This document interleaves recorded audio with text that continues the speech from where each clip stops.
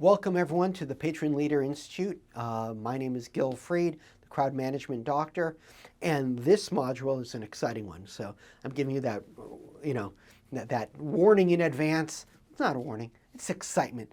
We're going to deal with problem solving. So module 14, problem solving. This module will help highlight the steps that can be used to help identify, analyze, make decisions, and then take actions to solve potential problems. There are various potential problem-solving techniques. Let's just use one of them. We're going to use the following technique because I think it works pretty well for people. And it starts with observe what is going on around you using all your senses. Do you smell something? Do you hear something? Do you see something? You want to listen and ask questions. Questions to know what the problem is, not assuming that you think you know what the problem is. Empathize with someone who feels hurt or harmed. They're obviously going through something. Listen to them and acknowledge that they are facing something. Restate the problem as they have told you or as you have observed. Oh, so this is the issue. Consider all possible actions or solutions. Maybe the first one that jumps to mind isn't the right one.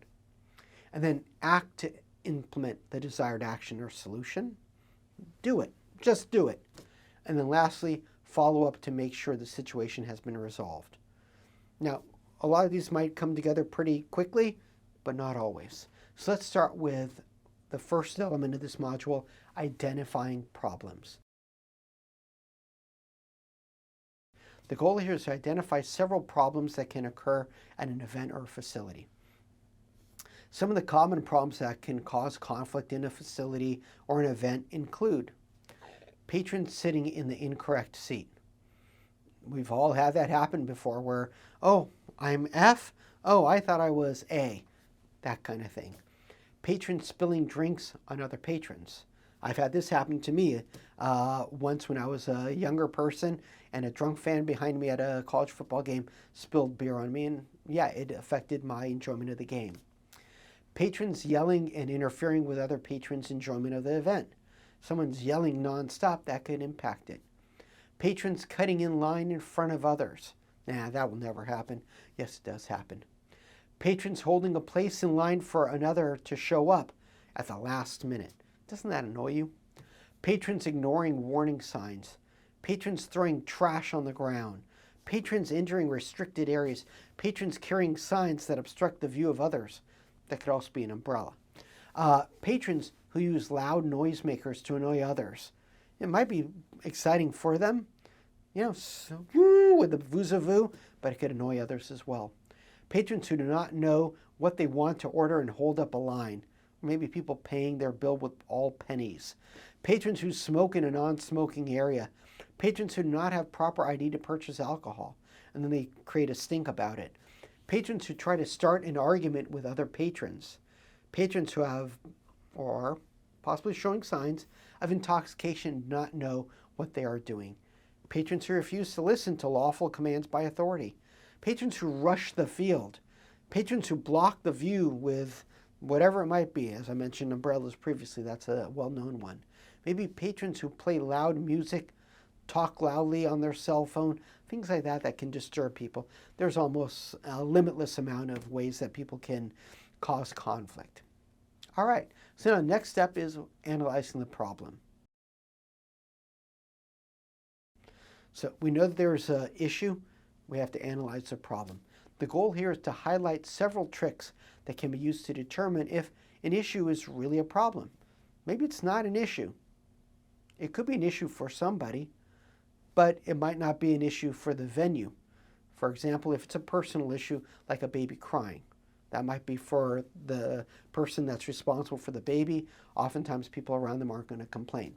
So let's look at 5 specific steps that can be helpful in analyzing the problem, and they include listening to all the facts, monitoring an area to possibly spot issues before they become an issue, and this will provide a frame of reference for you. You know your area. 3 is keeping an open mind and do not prejudge based upon looks, age, gender, or any other criteria. 4 is contact the supervisor who can provide a fresh perspective and possible sagely advice, because they might have that experience. And then fifth, being available for other patrons to contact a PL, patron leader, with any concern to help more effectively monitor and prevent potential problems. If they see you and they see that you're a visible presence there, a lot of times they'll come to you. But oftentimes they're going to be concerned. They don't want to be a rat, so they're going to wait till they're going off or walking off for concessions or whatever else they're doing. The next area is decision making. The goal here is to determine how you can evaluate which decision to make when faced with several options. And this all relates to understanding the basic decision-making process. So how can you evaluate different decisions? Look at the options available and choose an option that hopefully solves the problem. That sounds simple, right? It's not always simple. The decision-making process entails defining the objective. What do you want to do? Are you trying to resolve a dispute between fans? That way they could continue enjoying their games. You're trying to make sure someone's healthy, someone's not acting in an inappropriate manner that causes harm to themselves or others. That's the kind of stuff that you're looking at. What is the objective? Then you collect relevant information. You could ask questions. How can I resolve this issue for you? That's one of the best questions that you could ask. Then you want to generate feasible options. Someone might say, I want to sit in the front row. That might not be available. Think of what you can do within all the available policies, and that's what you have to think about. Then you make the decision. Then you communicate that decision to others. You have to let them know what your decision is, and then you have to implement and evaluate. That means you act and then check to make sure that it is in fact working. So let's give you an example. Let's say there's a dispute between two fans from opposing teams. One's wearing a home team uniform, the other is the visiting team uniform. They are cursing and causing a scene. What do? You just don't walk away and go, I hope they don't kill each other. That's not appropriate. Remember, you're the first line of defense. If you think it could lead to a fight, call a supervisor or the police for possible backup. You can approach the parties. Make sure they're separated. So, let's step away from each other. The third part would be maybe ask what is going on. The fourth part would be to remind parties of the fan code of conduct or any other relevant policies and indicate where the policies can be found, that they're written, and that they're enforced, and the possible punishment for violating the policies. The fifth step is, after listening to what each side has to say, and you ask them, what's going on, you suggest a solution. And take your time in giving a solution. The parties can agree to change their behavior with a threat, and you will monitor the section and eject someone if they once again engage in that inappropriate conduct or if they're violating another policy or whatever it is. The next step, which is 7 in this list, if there's no resolution, maybe relocate one of the parties. Number 8 would be, once the solution is implemented, write up the incident on a field card or some other system so there is a record. People know what's going on. Maybe call the command center. Remember, only use objective facts when you're writing something down or giving information. And then revisit the area and ask how things are going. If there are any other issues, then update the objective and start the problem-solving process again.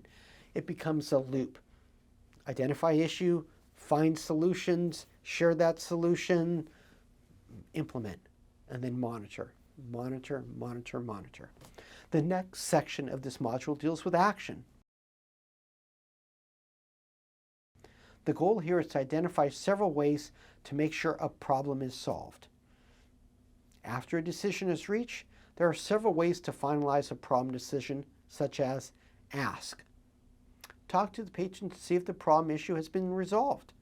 Hey, I know I separated you guys. Everything good here? Something as simple as that takes just a couple seconds, and it makes a world of difference for some people. They know they now have an advocate in you and someone that's concerned about them. Documentation. Write down what happened in case anyone has any further questions or if there's any issues, or it might have led to there was a fight, now you broke it up, and you think, okay, all is done, and then it could be something else that occurs later on. Involve the supervisors. It seems like you might be, pushing the envelope. No. It could be very appropriate to get supervisors involved. Develop consensus.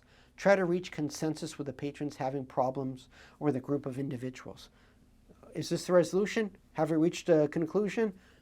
That's it. And then mediation. Try to get a third party to resolve the conflict. For example, a group of people might have a natural leader, and with that leader's help, the person that's out of line can possibly be brought back into line very quickly. Make sure you reach an agreement. Have a finalized agreement with all patrons. Do you agree to this? Do you agree to this? Fine. Involve government officials, such as the police. Government officials can help resolve issues or provide others with the opportunity to resolve a dispute. Think of it that if you're there and they don't seem to be listening to you as the patron leader, it doesn't hurt to say, look at, you know what, I'm going to try to resolve this. If I can't resolve it, I'm going to have to contact my supervisor. Maybe the fans don't care about a supervisor. But if you say, look at, I'm going to be bringing in the police, the authorities, they might change their behavior. Everyone's different. If someone's intoxicated, they might not be able to control and have rational thoughts. If someone's having a medical emergency, they might not be able to appreciate what's going on, and that could impact them as well. This module is taking a look at solving problems. There's no one-size-fits-all resolution for every given problem because every problem is going to be different.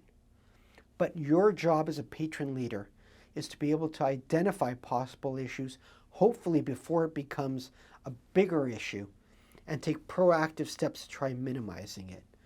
So let's make sure we use our eyes, use our ears, use all of our senses, monitor our areas as effectively as possible. You're there. If you see something, say something. If you notice something, don't hesitate to say something or to talk to people or to start using this problem resolution technique of identifying the issues, talking to the people, coming up with options that are a solution.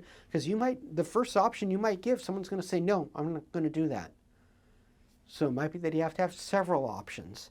And that's where creativity can come in, but it also comes into play with understanding the policies and procedures of your venue.